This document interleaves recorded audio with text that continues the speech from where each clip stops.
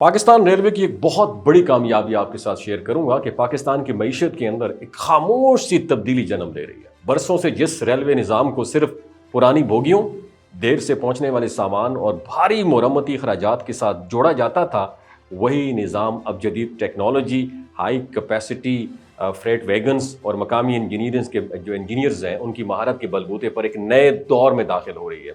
ये सफ़र ना सिर्फ पाकिस्तान रेलवे की बहाली की कहानी है, बल्कि इस बात की भी अलामत है कि अगर हम अपनी सलाहियतों पर भरोसा करें तो दरामदात पर डिपेंड कम करके बड़े सनती मंसूबे खुद मुल्क में खड़ा कर सकते हैं।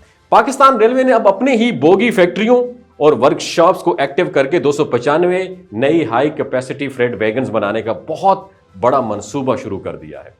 रिसालपुर रेलवे कारखाना और मुगलपुरा वर्कशॉप पहले ही मुख्तलिफ मुल्कों के साथ मुश्तरका मंसूबे कर चुके हैं, जिनमें सैकड़ों कोचेज और वैगन्स तैयार की गई हैं। इस सारे तजुर्बे ने हमारे इंजीनियर्स और टेक्नीशियंस को इतनी महारत दे दी है कि अब ये आखिरी बड़ा बैच मुकम्मल करने पर पाकिस्तान में डिज़ाइन और तैयार किया जाएगा। इसको चीनी माहिरीन के साथ पहले होने वाले ताउन ने हमारे निज़ाम को जदीद बनाया और अब ये तमाम वैगन्स बगैर बैरूनी मदद के पाकिस्तान में तैयार होंगी। और पाकिस्तान रेलवे के पास इस वक्त हज़ारों फ्रेट वैगन्स जो है ना ये मौजूद हैं, मगर इनमें से ज़्यादातर अपनी 40 से 50 साल उम्र पूरी कर चुके हैं। इतनी पुरानी बोगियों का सबसे बड़ा मसला ये होता है कि वो बार बार उनके रिपेयरिंग के जो अखराजात होते हैं वो मांगते हैं। वजन कम उठाती हैं, रफ्तार कम होती है और फ्यूल खर्चा बहुत ज़्यादा होता है। नतीजा ये निकलता है कि सामान डिले होता है, लागत बढ़ती है और कारोबारी तबका रेलवे की बजाय ट्रकों का सहारा लेने लगता है। और नई हाई कैपेसिटी वैगन्स जो हैं इस मसले को जड़ से हल करेंगी, क्योंकि ये तेज़ चलती हैं, ज़्यादा वजन कैरी करती है और उनकी मेंटेनेंस की ज़रूरत भी बहुत कम होती है। अब बनाई जाने वाली जो वैगन्स हैं ये कई टाइप की होंगी। तकरीबन 70 वैगन्स फ्लैट बेड होंगी, जिन पर 20 या 40 फुट के कंटेनर आसानी से मुंतकिल किए जा सकेंगे। इस तरह लगभग 70 ओपन हाई साइड वैगन्स जो है ना कोयला, मादनियात या भारी कच्चा माल जो है ना लेके जाने के लिए तैयार की जाएंगी।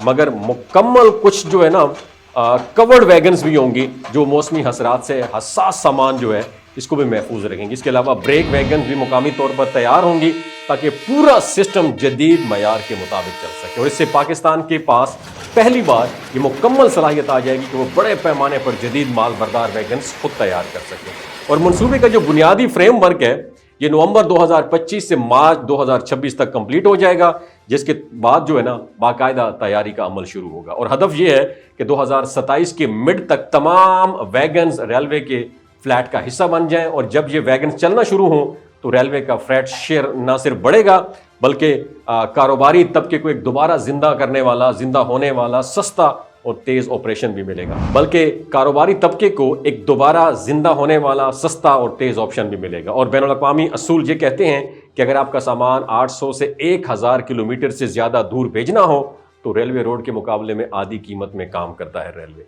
और यही वजह है कि पाकिस्तान में रेलवे के जदीद होने से ना सिर्फ माल बरदारी सस्ती होगी बल्कि दरामदात और बरामदात की लागत भी कम हो जाएगी। और दिलचस्प बात यह है कि पाकिस्तान में मुतबादिल सफरी ज़राए भी मुमकिन है।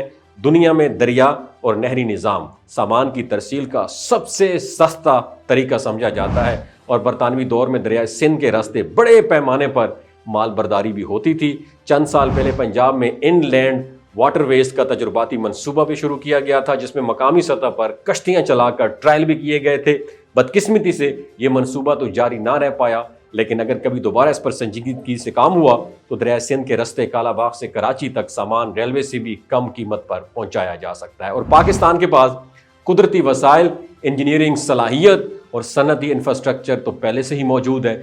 ज़रूरत सिर्फ इस अमर की है कि इन वसाइल को प्रॉपर अंदाज में यूटिलाइज किया जाए। नई फ्रेट वैगन्स जो हैं इस डायरेक्शन में मैं समझता हूँ एक मजबूत कदम है जो ना सिर्फ रेलवे को दोबारा फ़ायदे का इदारा बना सकती हैं बल्कि मुल्क में भारी सनतों के आया की बुनियाद भी रख सकती है।